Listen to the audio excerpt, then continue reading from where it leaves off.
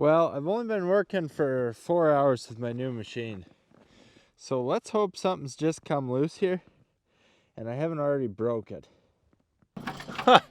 This could be bad. I hope it's just loose. I got a feeling it is just loose, but I was really starting to like using it. We'll rip these little tires off and see what we can find.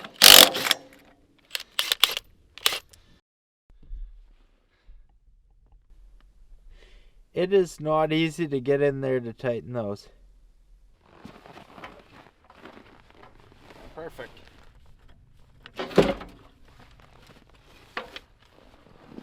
Fixed.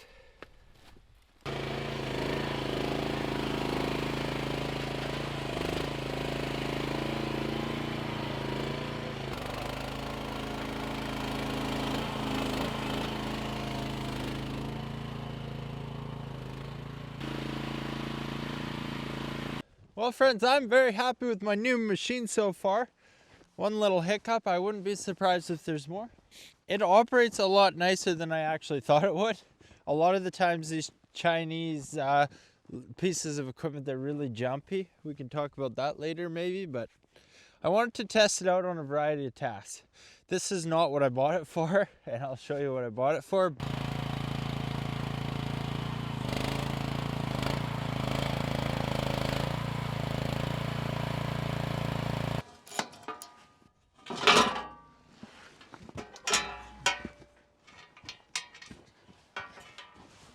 This hose back in here is leaking. I'll try and tighten that up.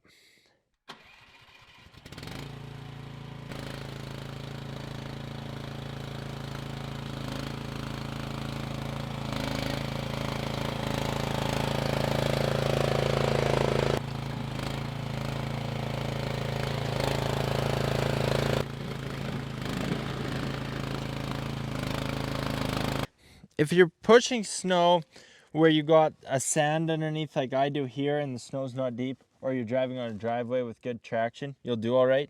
But if you try and go through deep snow, you're going to be suffering because these tires do not work well in the snow. They're not snow tires. But I definitely did not want to get tracks, and I'll show you why here when we put this to the test on what I really bought it for. Friends, I really enjoy my work, and I have for several years. I love coming out here and building my house and all these big projects, but as time has went on, my projects, they just get bigger and bigger. And you know, I've done years of physical labor, and I got years ahead of me. And being one guy out here, I've just started to get really excited about ways that I can speed things up, because I never have a shortage of work to do, and take some wear off my body because I'm doing it every day and I want to for years to come. And that's why I started looking at a machine like this. I was hoping that this Chinese machine would be effective at getting in all the small areas that a big machine can't, and then you'd end up doing all the work by hand. But it had to make sense. Like looking at a new Kubota or similar, like even used, they're 20 grand. They must be 40 grand new. For that amount, I sure as hell can't do it. This one was at the auction. I kept an eye on it and I picked it up for only a couple $1,000. It was really cheap. But as you've already noticed, there's a big risk to this machine. This machine is not going to be as put together as well. It's not going to be as high a quality. I knew I'd probably have to work through some hiccups, but I'm really hoping that it will hold up well enough. And if so, because it was so cheap, it's going to really pay for itself quick. But if it ends up just being a headache and costing me time to fix it, it ain't going to be worth it. So let's test it here. We're going to put it to a lot of work and see how it holds up, guys. I can't get my quad out here.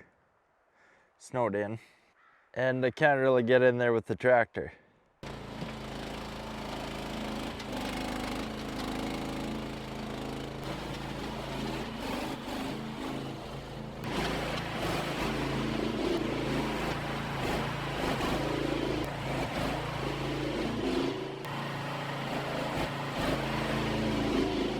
Now I can just drive my quad right out of here.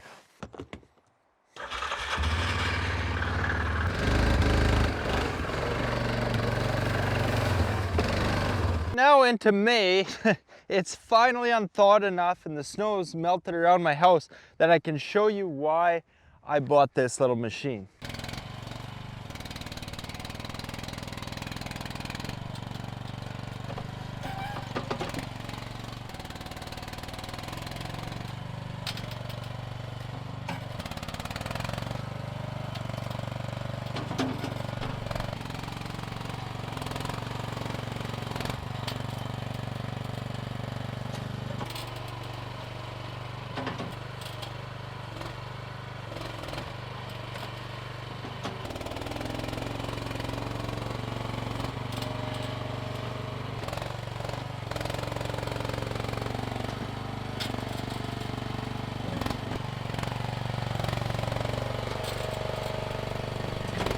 So this is the example at hand, but I find with all my different projects, I run into places like this that are narrow that I need to get material into or haul things through or access something, and it's just too narrow for the tractor to operate.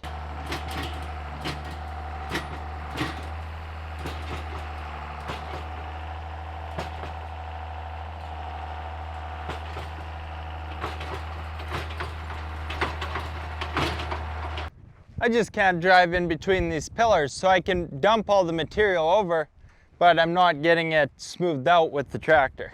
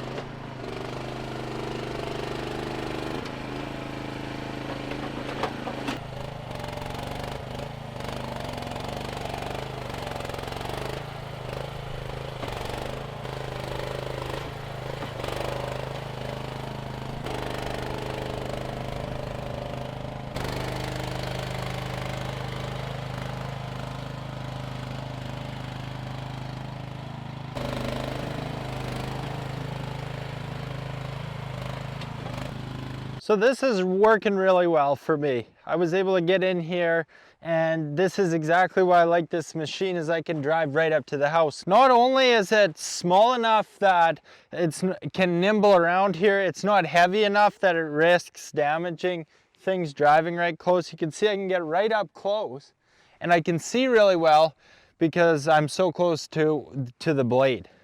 See, now it's so good because I can put my ladders here all the time and work on the house, and it's level. Before it wasn't. And I'm just gonna leave it like this, level for now.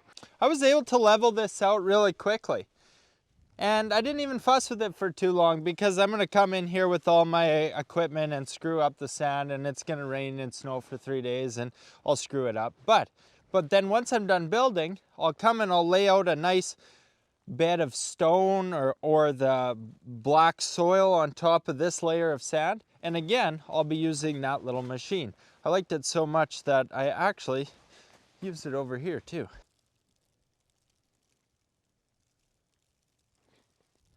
I also have to do all this back here.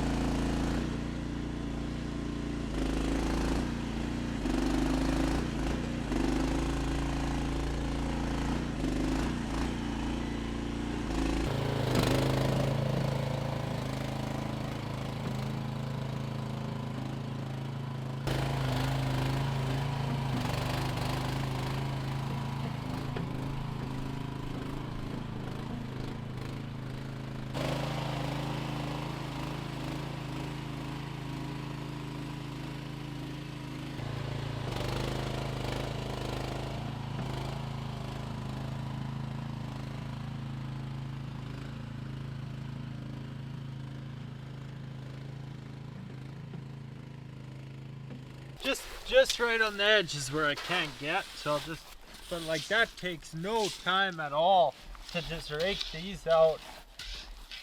Like just this small amount at the base of things. That worked awesome.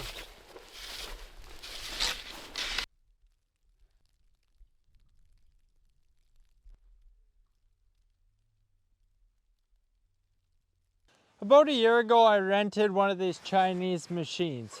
It wasn't a skid steer like this one, but a digger that you could dig with. And I rented it because I needed to get all the gravel inside the center of my house, and the tractor couldn't get in there. So I tried using that small mini excavator to get the gravel in there. And it did work, but what I really needed was this. I learned two big things from that.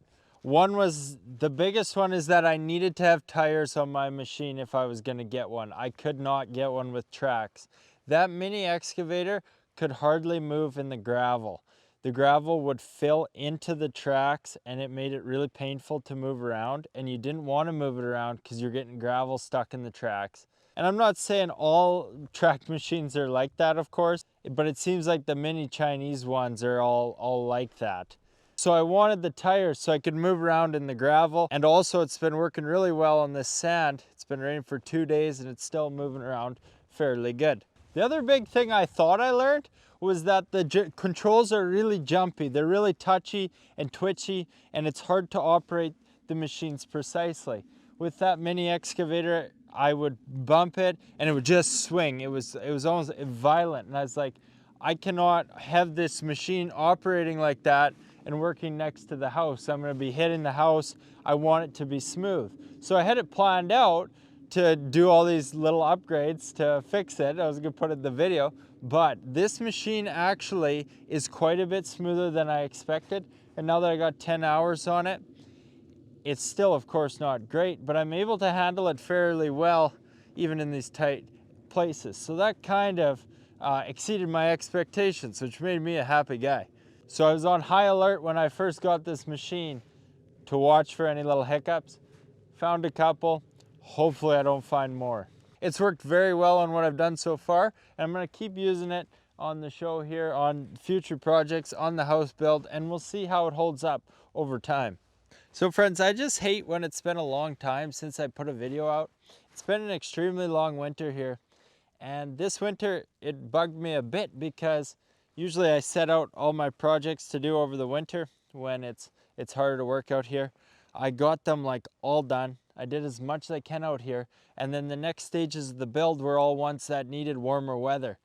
I got like every single thing I could do done on projects away from the build too. I've just been chomping at the bit the last couple months to get back working on the house. I've been working on 3 videos, and on 2 of my projects I just keep getting shut down by the weather.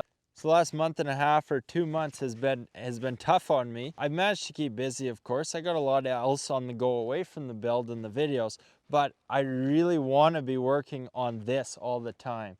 So I'm excited now that hopefully finally I can go, like really go on the videos in the house building.